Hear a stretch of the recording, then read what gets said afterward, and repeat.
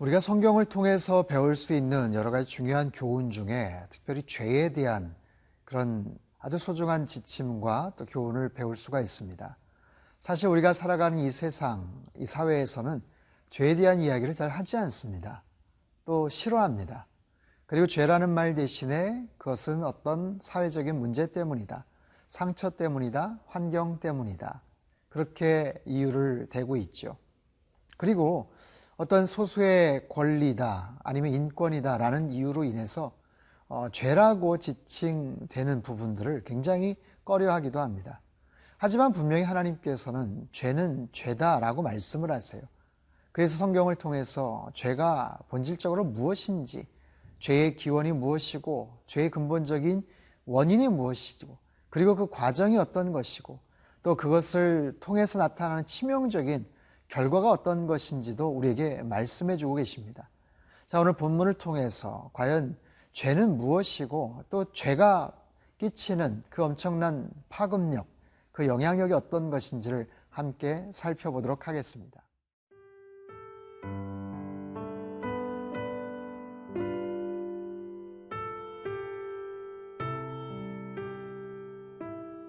잠언 28장 12절에서 28절 말씀입니다. 의인이 득이하면 큰 영화가 있고 악인이 일어나면 사람이 숨느니라. 자기의 죄를 숨기는 자는 형통하지 못하나 죄를 자복하고 버리는 자는 불쌍히 여김을 받으리라. 항상 경외하는 자는 복되거니와 마음을 완악하게 하는 자는 재앙에 빠지리라. 가난한 백성을 압제하는 악한 관원은 부르짖는 사자와 줄인 곰 같으니라. 무지한 치리자는 포학을 크게 행하거니와 탐욕을 미워하는 자는 장수하리라. 사람의 피를 흘린 자는 함정으로 달려갈 것이니 그를 막지 말지니라. 성실하게 행하는 자는 구원을 받을 것이나 굽은 길로 행하는 자는 곧 넘어지리라. 자기의 토지를 경작하는 자는 먹을 것이 많으려니와 방탕을 따르는 자는 궁핍함이 많으리라. 충성된 자는 복이 많아도 속히 부하고자 하는 자는 형벌을 면하지 못하리라. 사람의 낯을 보아주는 것이 좋지 못하고 한 조각 떡으로 말미암아 사람이 범법하는 것도 그러하니라. 악한 눈이 있는 자는 재물을 얻기에만 급하고 빈궁이 자기에게로 임할 줄은 알지 못하느니라. 사람을 경책하는 자는 혀로 아첨하는 자보다 나중에 더욱 사랑을 받느니라. 부모의 물건을 도둑질하고서도 죄가 아니라 하는 자는 멸망받게 하는 자의 동류니라. 욕심이 많은 자는 다툼을 일으키나 여호와를 의지하는 자는 풍족하게 되느니라. 자기의 마음을 믿는 자는 미련한 자요 지혜롭게 행하는 자는 구원을 얻을 자니라. 가난한 자를 구제하는 자는 궁핍하지 아니하려니와 못 본 채 하는 자에게는 저주가 크리라. 악인이 일어나면 사람이 숨고 그가 멸망하면 의인이 많아지느니라. 오늘 본문 13절, 14절 말씀입니다. 자기의 죄를 숨기는 자는 형통하지 못하나 죄를 자복하고 버리는 자는 불쌍히 여김을 받으리라. 항상 경외하는 자는 복되거니와 마음을 완악하게 하는 자는 재앙에 빠지리라. 자, 죄에 대해서 무엇을 말하고 있습니까? 죄의 부정적인 영향력, 또 그 죄를 어떻게 해결할 수 있는지에 대한 그런 해결 방안을 말씀하고 계세요. 만약에 죄를 숨기게 되면 형통하지 못하게 될 것이다. 그 사람의 앞길이 형통치 못하게 될 것이다 말씀을 하세요. 그러나 그 죄를 자복하면, 자신이 그 죄를 인정하면, 회개하면, 뉘우치면, 그리고 빨리 버리면 그 사람은 불쌍히 여김을 받을 것이다. 죄를 안 짓는 것이 가장 좋겠지만 만약에 죄를 지었다면 그 죄를 어떻게 해결해야 되는지를 우리에게 알려주고 계시죠. 자, 죄란 이처럼 우리 안에 어떤 쓰레기처럼 아니면 어떤 질병처럼 암세포나 때로는 심한 바이러스균이 우리 안에 있는 것처럼 최대한 빨리 그것을 제거해야 합니다. 빨리 내쫓아야 되겠죠. 그래야 내가 살 수가 있어요. 그것을 움켜쥐고 그것을 끌어안은 채 어떻게 공존할 수가 있겠습니까? 그래서 우리 안에 죄가 있으면 그것을 감춰두면 계속해서 그리고 결국에는 분명히 문제가 생기게 될 것이라고 말씀을 하세요. 그렇기 때문에 항상 하나님을 경외하는 것, 하나님을 늘 삶 속에서 의식하고 존중하고 그 하나님의 뜻을 늘 묵상하면서 순종하며 살아가는 것, 그것이 죄를 밀쳐버릴 수 있는 그리고 해결할 수 있는 아주 좋은 비결이라고 말씀하고 계시죠. 사랑하는 성도 여러분, 우리는 아담의 원죄로 인해서 그 죄성을 받고 태어난 그런 사람들이에요. 죄된 DNA가 우리 안에 숨겨져 있죠. 그렇기 때문에 내가 원튼 원치 않든 우리 안에선 죄가 자라납니다. 조금씩 내가 알지 못하는, 전혀 의식하지 못하는 그런 공간 속에서 그 죄된 모습들이 점점 자라나게 돼요.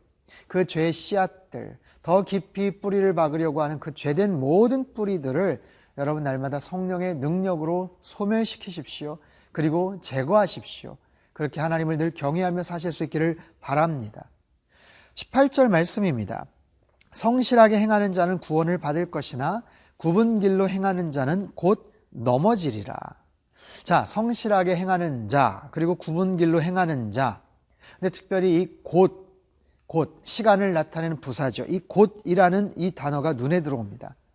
사실 이것은 얼마의 시간이 될지는 사실 몰라요. 그렇기 때문에 사람들은 계속 굽은 길을 갈 수도 있다라는 겁니다. 악한 길을 계속 가기도 하는 거예요. 얼마의 시간이 될지 모르니까. 결과가 어떻게 나타날지를 모르니까 계속해서 굽은 길로 걸어가는 사람들이 있다라는 것이죠. 그런데 여러분 보십시오. 때로는 길의 문제인 것처럼 보여지기도 하지만 내가 길을 잘못 선택을 했기 때문에 그런 길을 걸어가는 것처럼 생각되기도 하지만 때로는 그 사람 자체의 문제일 수도 있어요. 예를 들면 이런 겁니다. 내가 어떻게 하다 보니까 냄새가 지독한 길로 걸어가게 돼서 그 냄새가 몸에 배일 수도 있겠죠. 하지만 애초부터 내 안에서 악취가 풍겨나는 거예요. 내 몸 안에서 나는 그 악취로 인해서 내가 어느 길을 걸어가든지 그런 악취, 좋지 않은 냄새가 계속 풍겨져 나올 수 있다는 거죠. 따라서 내가 잘못된 길을 선택해서 그 길을 굽은 길로 걸어갈 수도 있겠지만 내가 잘못된 마음과 품성을 갖고 생각을 갖고 있기 때문에 내가 결정해서 선택해서 가는 길들이 다 굽어진 길로 가는 것처럼 그렇게 나타날 수 있다라는 겁니다. 사랑하는 성도 여러분, 복 있는 사람이 되실 수 있기를 바랍니다. 하나님께서 인정하시고 기뻐하시는 참된 복 있는 사람, 의로운 사람이 되면 우리가 어느 길을 가든지 하나님께서 우리에게 복을 주세요. 초막이나 들판이나 그 어디나 하늘나라, 이 찬송가 가사처럼 여러분이 속해 있는 모든 곳이 하나님께서 기뻐하시는 그런 공간이 되기를 원하고 하나님께서 원하시는 하나님 나라를 이루어 가시는 저와 여러분 되실 수 있기를 주님의 이름으로 축복합니다.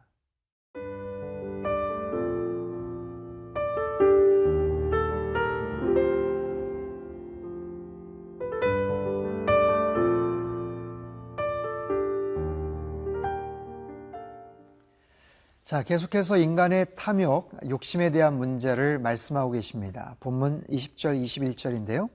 충성된 자는 복이 많아도 속히 부하고자 하는 자는 형벌을 면하지 못하리라. 사람의 낯을 보아주는 것이 좋지 못하고 한 조각 떡으로 말미암아 사람이 범법하는 것도 그러하니라. 자, 우리 주변에서 흔하게 볼 수 있는 죄된 모습, 두 가지 종류의 욕심을 본문이 소개하고 있습니다. 그 첫 번째는 속히 부자가 되기를 원하는 거예요. 속히 부하고자 하는 자. 욕심이죠. 모든 일에는 순서가 있는 법입니다. 분명히 씨를 뿌려야, 그리고 시간을 갖고 인내하고 기다려야 열매가 맺혀지는 법인데 뿌리자마자 열매를 거두려고 하는 사람들, 아니 어떨 때는 뿌리지도 않고 열매를 거두려고 기대하는 그런 사람들도 있겠죠. 할 수 있는 빨리 열매를 맺겠다라는 그런 우리 안의 욕심. 두 번째는 한 조각 떡으로 인해 죄를 짓는다. 그 작은 것에 대한 그 욕심을 버리지 못하는 것이죠. 그 작은 것, 별것 아닌데 사실 그 작은 것을 욕심을 부리다가 더 큰 손해를 보는 것, 소탐대시란 말처럼 그 작은 것에 대한 그 욕심. 여러분, 이 두 가지 종류의 그 욕심과 죄된 모습들이 우리 삶 속에서 반복해서 나타나기도 합니다. 빨리 갖고 싶어서, 빨리 뭔가를 성취하고 싶어서 욕심을 내는 것. 그 작은 것인데 그거 그냥 내버려 두지 않고 그것을 탐내다가 더 큰 손해를 보는 그런 경우. 야고보 사도가 말하죠. 야고보서 1장 15절인데요. 욕심이 잉태한 즉 죄를 낳고 죄가 장성한 즉 사망을 낳느니라. 그래서 우리 안에 있는 욕심을 잘 제어할 수 있어야 돼요. 누구에게나 욕심은 있죠. 긍정적인 측면에서 그 욕심은 또 긍정적인 에너지로 바뀌기도 합니다만 그 욕심이 잘 제어가 되지 않고 내버려 둘 때는 욕심이 잉태해서 죄가 된다는 거예요. 그리고 그 죄가 커져서 사망을 낳는다라고 말씀을 하세요. 그것은 나에게 직접적인 그리고 가장 결정적인 피해를 끼치지만 주변의 누군가에게 반드시 어떤 손해를 끼치겠죠. 25절입니다. 욕심이 많은 자는 다툼을 일으키나 그 안에 욕심이 많기 때문에 늘 주변 사람과의 관계가 껄끄러운 거예요. 주변 사람들에게 해를 끼치게 됩니다. 고통을 주게 됩니다. 자, 이 문제를 어떻게 하면 해결할 수가 있을까요? 욕심을 어떻게 채울 수가 있을까요? 절대로 사람의 욕심은 채워지지 않습니다. 끝이 없죠. 만족을 모르는 그런 우리의 존재. 하나님께서 25절에서 이렇게 말씀을 하세요. 여호와를 의지하는 자는 풍족하게 되느니라. 우리의 욕심은 끝간데가 없고 채워지지 않지만 하나님을 의지하는 자는 풍족하게 될 것이다. 여러분, 이 말씀을, 이 구절을 잘 묵상하시기를 바랍니다. 하나님을 의지하는 풍족하게 된다. 하나님을 의지하는 자는 채워지게 된다. 하나님 때문에 채워지게 되는 것이고요. 하나님 안에서 채워지게 되는 것이고요. 더 나아가서는 하나님으로 인해서 그냥 채워지는 거예요. 무슨 말이냐? 시편 기자 다윗의 고백처럼 여호와는 나의 목자시니 내가 부족함이 없으리로다. 그 하나님이 나의 목자가 되시고 주인이 되실 때 내가 부족함이 없다라는 그런 의미인데 그 말의 뜻은 또 다른 의미로는 아쉬울 것이 없다라는 뜻이죠. 그 하나님이 나의 목자가 되시면 나는 이제 아쉬울 것이 없다. 더 이상 아쉽지가 않는 인생, 더 이상 부족함이 없는 인생, 그 하나님이 내가 원하고 바라는 리스트들을 다 채워주시고 기도응답을 해주셨기 때문이 아니라 더 이상 그런 욕구가 일어나지를 않는 거예요. 아쉬움이 없는 그런 인생. 사랑하는 성도 여러분, 우리의 욕심은 절대로 채워지지 않습니다. 하지만 하나님을 의지하는 자는 풍족하게 될 것이라고 말씀을 하세요. 여러분, 하나님으로 인해서 더욱더 풍족한 인생 되실 수 있기를 바랍니다. 하나님께로부터 충만하게 채움받는 그런 인생 되시기를 바랍니다. 그 하나님을 의지하고 그 하나님을 나의 목자로 고백할 때 내 인생에 아쉬움이 느껴지지 않는 인생. 하나님 한 분만으로 저는 족합니다. 주님 한 분만으로 저는 만족합니다. 이렇게 고백할 수 있는 영적으로 충만한 그런 아름다운 인생, 그렇게 영적인 만족을 누리는 귀하고 복된 오늘 하루가 되실 수 있기를 주님의 이름으로 축복합니다. 기도하겠습니다. 하나님 아버지, 우리 안에 있는 이 죄된 욕심과 이 죄성을 주님 앞에 날마다 내려놓고 주님께 긍휼을 구하는 그런 우리의 삶이 되어지기를 원합니다. 우리의 욕심은 절대로 채워지지 않는 줄 압니다. 하나님으로 인해서 만족해 되는 인생 되게 하여 주시옵소서.